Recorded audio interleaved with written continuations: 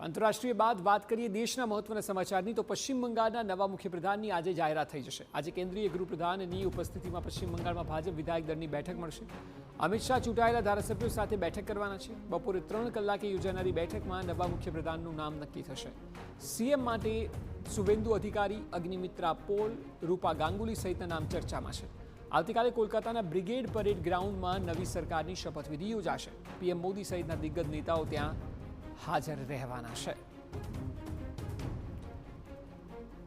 તો સૌથી પહેલા શુવેન્દુ અધિકારી જે આગળ ચાલે છે, કારણ કે મમતા બેનર્જીને તેઓએ હરાવ્યા છે સતત બીજી વાર।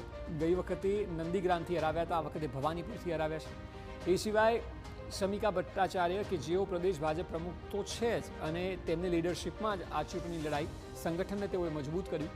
દિલીપ ઘોષ કે જે ભાજપના સિનિયર નેતા છે અને પૂર્વ પ્રદેશ પ્રમુખ રહી ચૂક્યા છે, તેમનું નામ પણ આ લિસ્ટમાં ચર્ચામાં છે। એ સિવાય અગ્નિમિત્રા પોલ કે જે મહિલા મોરચાના પ્રદેશ પ્રમુખ છે, ખૂબ આક્રમક નેતા છે અને અમિત શાહની નજીક માનવામાં આવે છે અને એટલા માટે તેઓનું નામ પણ આગળ ચાલી રહ્યું છે। રૂપા ગાંગુલી એક અભિનેત્રી અને ત્યારબાદ તેઓ પોલિટિક્સમાં આવ્યા અને તેઓ બંગાળમાં વર્ષોથી ભાજપ માટે કામ કરતા હતા અને સિનિયર નેતા છે, એટલે તેમનું નામ પણ રેસમાં આગળ ચાલી રહ્યું છે।